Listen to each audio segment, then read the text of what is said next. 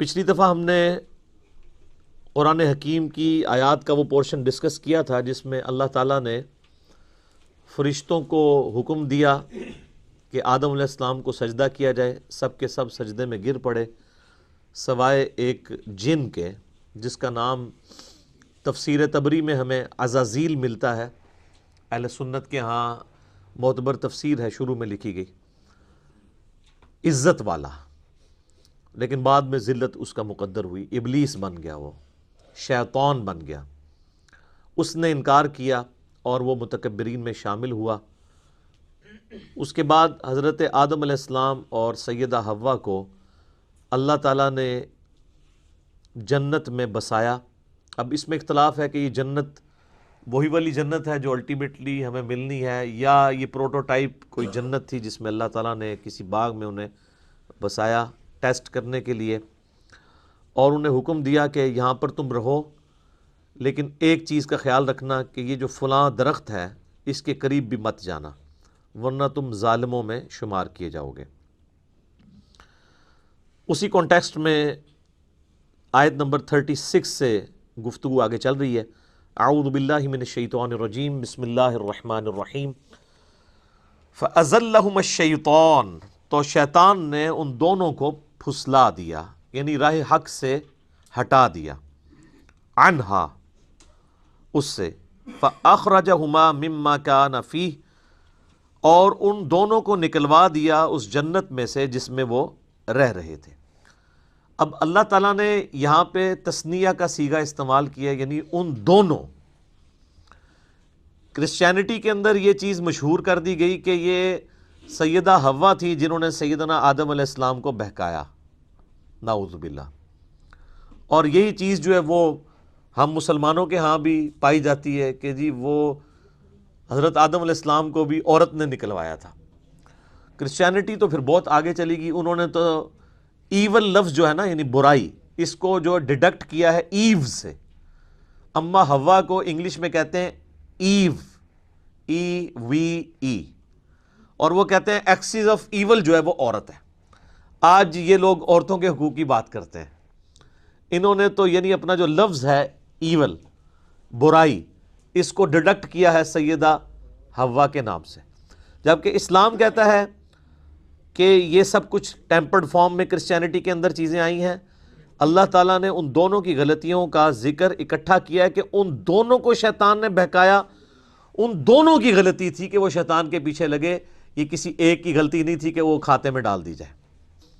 وَقُلْ اهْبِطُوا بَعْضُكُمْ لِبَعْضٍ عَدُوٌّ, تو ہم نے فرمایا اب اتر جاؤ, تم سب ایک دوسرے کے دشمن ہوگے تم میں سے بعض کے. یعنی حکم تو ان دونوں کو ہوا اترنے کا, لیکن اللہ تعالیٰ تو ظاہر اپنے ڈیوائن علم سے دیکھ رہا تھا ان دونوں سے ہی میں کثیر تعداد میں مرد و عورت زمین پہ بساؤں گا, تو گویا کہ پوری انسانیت کو زمین پہ اتار دیا.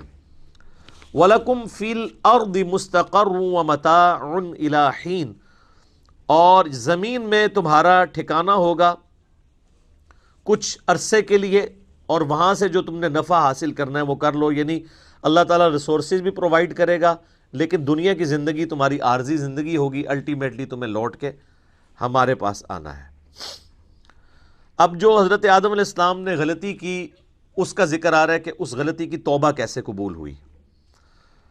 فَتَلَقَّى آدَمُ مِن رَبِّهِ كَلِمَاتٍ فَتَابَ عَلَيْهِ, تو آدم علیہ السلام نے اپنے رب سے چند کلمات سیکھ لیے جس کے سبب انہوں نے اللہ کی طرف توبہ کی, رجوع لے کر آئے,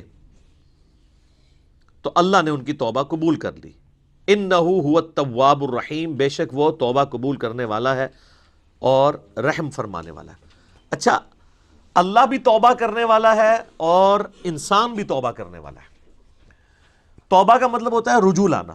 انسان جب گناہوں کے بعد اللہ کی طرف رجوع لے آئے تو یہ توبہ کہلاتی ہے, اور جب انسان رجوع لے آئے اس کے بعد اللہ تعالیٰ بھی بندے کے اوپر شفقت فرمائے, یعنی اللہ تعالیٰ بھی اپنے اس جلال کے بعد بندے پر رحم فرمائے, تو اللہ بھی رجوع لا رہا ہوتا ہے.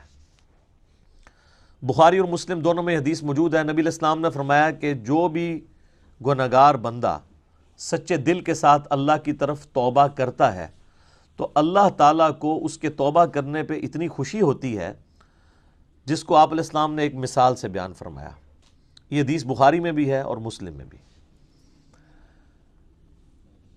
کہ تم میں سے کوئی شخص اگر ریگستان کے سفر پر روانہ ہو اور اس کا سارا ساز و سامان اس کے اونٹ پہ لدا ہو, وہ کسی جگہ تھوڑی دیر کے لیے آرام کرے اور اس کا اونٹ وہاں سے غائب ہو جائے جب اس کی آنکھ لگے.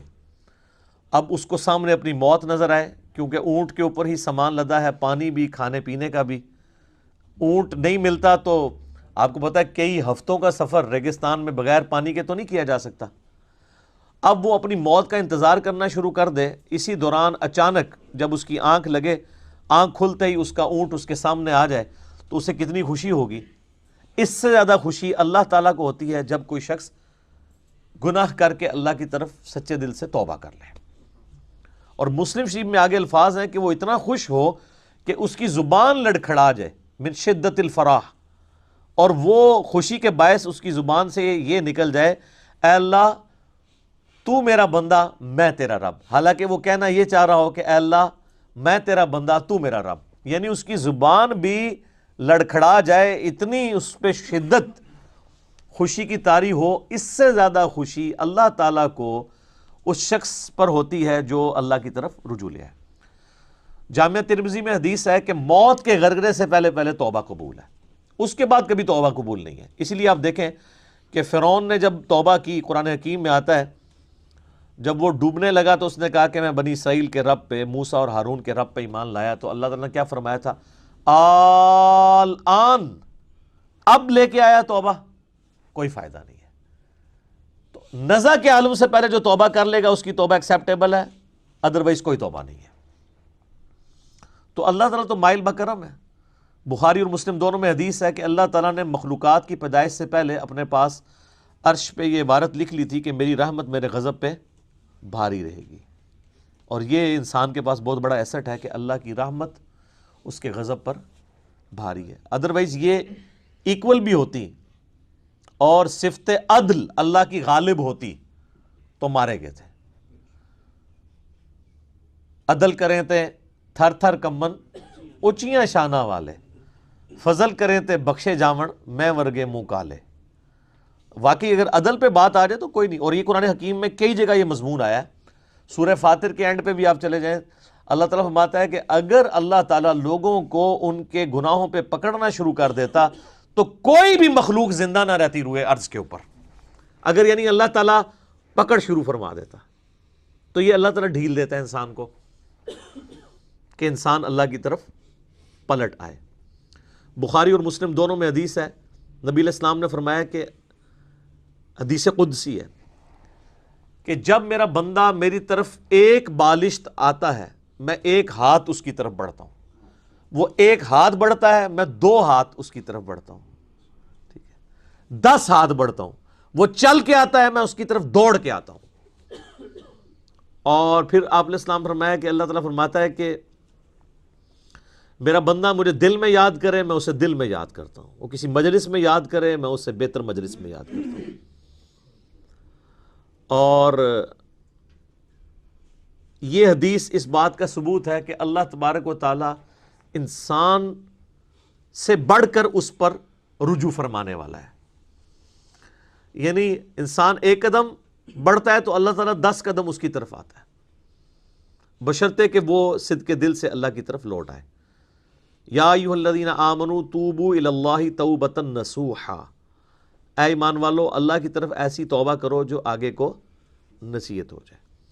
یہ جو خالی خلی توبہ ہے نا یا استغفار کی تسبیح پھیرنا, یہ اللہ تعالیٰ کو جو ہے وہ محبوب نہیں ہے جب تک کہ اندر سے انسان سچائی کے ساتھ اللہ کی طرف لوٹ رہا ہے. پورے قرآن حکیم میں کوئی ایک آیت بھی ایسی نہیں ہے جس میں اللہ تعالیٰ نے یہ فرمایا ہو کہ جتنی مرضی بغاوت کر لو اور اس کے بعد باغی رہو تو میں تمہیں معاف کر دوں گا. ہمیشہ یہ ٹاپک آیا ہے کہ جو کوئی بغاوت کرتے ہیں اس کے بعد فوراً توبہ کر لیں اور پھر اپنی اصلاح بھی کر لیں, صرف توبہ نہیں, پھر اللہ تعالیٰ ان کو معاف کر دے گا. وہ تو پھر سورہ الفرقان کی آیت نمبر 70 میں ہے کہ اگر شرک سے بھی توبہ کر لے گا تو ہم اس کے گناہوں کو بھی نیکیوں سے بدل دیں گے. لیکن یہ جو آج کل دھوکہ دیا جا رہا ہے نا اللہ کی رحمت سے, اس میں میرا یوٹیوب پہ ایک کلپ بھی ہے, اللہ کی رحمت سے دھوکہ. اور لوگ کہتے ہیں اللہ تعالیٰ بڑا معاف فرمانے والا ہے. کس کو معاف فرمانے والا ہے؟ اس کو جو رجوع لے آئے. بغاوت کرنے والے کے لیے وہ ڈٹا رہے، اس کے لیے کوئی توبہ نہیں، اور رجوع لانے کے بعد اپنی اصلاح بھی کرے، اپنے آپ کو سدھار بھی لے. اچھا، یہاں پہ جو الفاظ ہے فَتَلَقَّى آدَمُ مِن رَبِّهِ كَلِمَاتٍ فَتَابَ عَلَيْهِ، کہ آدم علیہ السلام نے چند کلمات اللہ تعالیٰ سے سیکھ لیے جس کی وجہ سے اللہ نے ان کی توبہ قبول کی. سورۃ البقرہ میں یہ کلمات نہیں آئے. اس کی وجہ یہ ہے کہ قصہ آدم اور ابلیس اس سے پہلے 6 مختلف جگہوں پر بیان ہو چکا ہے، لیکن مصحف کی ترتیب میں وہ جگہیں بعد میں آئیں گی. لیکن قرآن کے نزول کے اعتبار سے چونکہ یہ چیز ہو چکی بھی تھی، یہ تو مدنی صورت ہے، نبی علیہ السلام کے اعلان بعثت کی آلموسٹ سمجھ لے 15 سال کے بعد نازل ہوئی ہے، اور اس سے پہلے 2/3 مکی قرآن نازل ہو چکا تھا. اس میں وہ پوری ڈیٹیل موجود ہے سورۃ الاعراف کے اندر کہ وہ کلمات کیا تھے. ربنا ظلمنا انفسنا وان لم تغفر لنا وترحمنا لنکونن من الخاسرین. اے رب ہمارے، ہم نے اپنی جانوں پر ظلم کیا، اور اگر تو نے ہم پر رحم نہ فرمایا اور ہمیں معاف نہ کیا تو ہم خسارہ پانے والوں میں سے ہو جائیں گے. قصہ آدم اور ابلیس قرآن حکیم میں 7 مقامات پر آیا. اس میں آخری مقام یہ ہے جو سورۃ البقرہ میں ہم پڑھ رہے ہیں، لیکن مصحف کی ترتیب میں یہ پہلا مقام ہے. یہ سارے مقامات پہ جو سکیٹرڈ فارم میں شیطان کی اور اللہ تعالیٰ کی گفتگو ہوئی، حضرت آدم علیہ السلام کا اور اللہ کا جو معاملہ ہوا، اس کو میں نے ایک لیکچر کے اندر کور کیا ہے، مسئلہ نمبر 79، اللہ، انسان اور شیطان. یہ میرا ٹائٹل ہے اس لیکچر کا، مسئلہ نمبر 79. اس میں نے ساری جگہ سے ٹکڑے اٹھائے کہ یہ والا پورشن اتنے حصے میں ہے، یہ دوسری صورت میں بیان ہوا، جس طرح اب یہاں پہ وہ کلمات نہیں ہیں. البتہ ایک کمزور درجے کی روایت ہے المستدرک للحاکم کے اندر کہ حضرت آدم علیہ السلام نے اللہ تعالیٰ کے حضور نبی صلی اللہ علیہ وآلہ وسلم کا وسیلہ پیش کیا، جس کی وجہ سے اللہ تعالیٰ نے ان کی مغفرت کی. پھر اللہ تعالیٰ نے ان سے پوچھا کہ تمہیں محمد صلی اللہ علیہ وآلہ وسلم کا علم کیسے ہوا؟ تو انہوں نے کہا کہ میں نے جو ہے وہ جب تو نے مجھے پیدا کیا تو میں نے تیرے عرش پہ تیرے نام کے ساتھ سیدنا محمد رسول اللہ صلی اللہ علیہ وآلہ وسلم کا مبارک نام دیکھا تھا، تو مجھے اسی وقت پتہ چل گیا کہ یہ ہستی تیرے حضور عزت والی ہیں. اب یہ حدیث تو حاکم کے اندر موجود ہے، لیکن انتہائی کمزور درجے کی روایت ہے. یہ امام ذہبی نے تو بلکہ اسے آلموسٹ لکھا ہے کہ یہ گھڑی ہوئی روایت ہے. اور انجیل برناباس جو پبلک کے اندر ایک مشہور ہے نا، اس میں بھی اس قسم کی ایک روایت لکھی ہوئی ہے. تو وہ تو ظاہر ہے کہ کرسچن آن بھی نہیں کرتے، میں نے اس کے اوپر کئی دفعہ بولا ہے کہ وہ کوئی اتھینٹک نہیں ہے. مسلمان اس کو اس لیے پیش کر دیتے ہیں کہ جی اس میں ظاہر ہے وہ میرے خیال میں تو کسی مسلمان نے بیٹھ کے لکھی ہے وہ، کیونکہ اس میں انہوں نے جو اسلوب اڈاپٹ کیا ہے وہ اللہ کی کتاب نہیں لگتی. اللہ کی کتاب کا تو ایک مزاج ہوتا ہے نا، اللہ کی کتاب کا مزاج جو ہے وہ توحید کے اراؤنڈ سینٹرڈ ہوتا ہے. جبکہ آپ انجیل برناباس پڑھیں گے تو وہ آپ کو لگے گا کوئی نعتیہ کوئی کتاب ہے، تو وہ تو اس کا اسلوب ہی بتا رہا ہے، تو اس لیے ہم تو اس کو آن نہیں کرتے. بہرحال میرا یوٹیوب پہ کلپ لاکھوں لوگوں نے دیکھا ہے. کیا یہ کائنات نبی علیہ السلام کے لیے بنائی گئی؟ کیونکہ اسی حاکم کی ایک روایت میں آتا ہے کہ ہم اگر محمد کو پیدا نہ کرتے تو یہ ساری کائنات بھی پیدا نہ ہوتی. یہ بات اپنی اصل میں اس حد تک تو درست ہے کہ پوری کی پوری کائنات انسان کے لیے پیدا ہوئی ہے، کسی ایک انسان کے لیے نہیں، انسانیت ایز اے ہول کے لیے. جو پچھلی دفعہ ہماری آیات بھی گزر چکی ہیں کہ ہم نے جو کچھ زمین میں ہے تمہارے لیے پیدا کیا. باقی اس کو اس طریقے سے بیان کرنا قرآن حکیم میں یہ بیٹھتا بھی نہیں. اس کی وجہ یہ ہے کہ قرآن حکیم میں 7 دفعہ یہ واقعہ بیان ہوا ہے. جو چیز پوری انسانیت کی ہدایت کا سبب بننے والی تھی کہ ہمارا اوریجن آدم علیہ السلام ہے، 7 دفعہ ایک واقعہ قرآن میں مختلف انداز سے آیا ہے. کسی ایک جگہ تو آ جاتا کہ نبی علیہ السلام کا وسیلہ پیش کیا گیا تھا. یہاں پہ بھی کلمات ہیں، وہ کہتے ہیں نہیں کلمات سے مراد وہ ہیں. بھئی وہ کلمات بھی قرآن کے اندر آ گئے ہیں سورۃ الاعراف میں، اور قرآن کی سب سے بیسٹ تفسیر وہی ہوتی ہے جو قرآن کے اندر موجود ہو. تو جب قرآن خود بتا رہا ہے کہ کن کلمات کے ساتھ توبہ کی تھی، ربنا ظلمنا انفسنا وان لم تغفر لنا وَتَرْحَمْنَا لَنَكُونَنَّ مِنَ الْخَاسِرِينَ.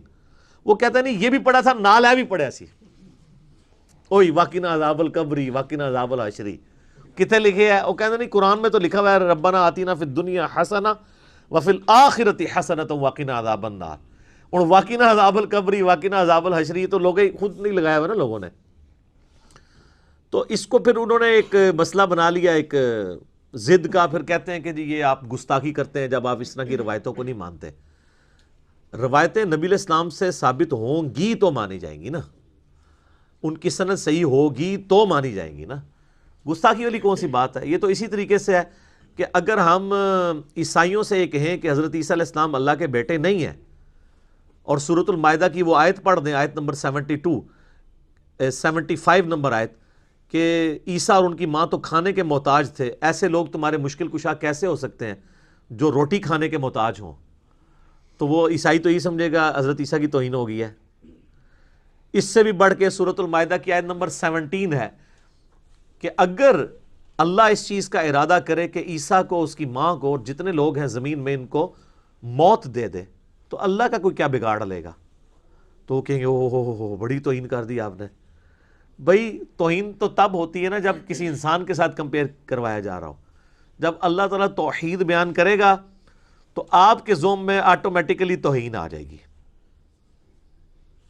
اس میں انبیاء کی توہین نہیں ہے بلکہ انبیاء ہی نے ہمیں یہ تعلیم دی ہے. ورنہ میں علم الکلام میں پھکی کے طور پہ ایک جواب دیتا ہوں کہ جامعہ ترمذی میں, سنن ابی داؤد میں, سنن ابن ماجہ میں حدیث ہے, نبی علیہ السلام کو ایک صحابی نے سجدہ کیا. آپ علیہ السلام فرمایا سر اٹھا یہ کیا کر رہا ہے؟ کہا یا رسول اللہ میں وہ کوفے کے پاس ہیرا نامی ایک شہر ہے وہاں گیا تھا, میں نے دیکھا لوگ اپنے سردار کو سجدہ کرتے ہیں, تو آپ تو اللہ کے رسول ہیں, آپ زیادہ حقدار ہیں کہ ہم آپ کو سجدہ کریں. آپ تو ہمارے مذہبی پیشوا بھی ہیں, ہمارے پولیٹیکل لیڈر بھی ہیں, ہمارے ہر لحاظ سے ہمارا سب کچھ آپ ہی ہیں. تو آپ علیہ السلام نے فرمایا کہ مجھے بتاؤ جب میں فوت ہو جاؤں گا اور تم میری قبر سے گزرو گے کیا میری قبر پہ بھی سجدہ کرو گے؟ انہوں نے کہا نہیں یا رسول اللہ. تو فرمایا پھر مجھے کیوں سجدہ کر رہے ہو؟ اگر میں سجدہ جائز سمجھتا تو بیویوں سے کہتا کہ اپنے خاوندوں کو سجدہ کریں اس حق کے سبب جو اللہ نے ان کو دیا ہے. اب مجھے بتائیں کیا نبی علیہ السلام نے اپنی توہین خود کر دی؟ وہ صحابی تو حضور کی عزت میں حضور کو سجدہ کر رہا تھا نا, حضور سے محبت کا اظہار کر رہا تھا نا. تو یہ جو کہتے ہیں عشق دے چلے نمبر لے گئے تے چلا تے صحابی بھی ہو جائے تے حضور علیہ السلام قبول نہیں کرتے, آگے چلے سر چوک یعنی بریکٹ میں. یہ کیا کر رہا ہے؟ عشق دے چلے نہیں ہم نمبر لے گئے, علم والے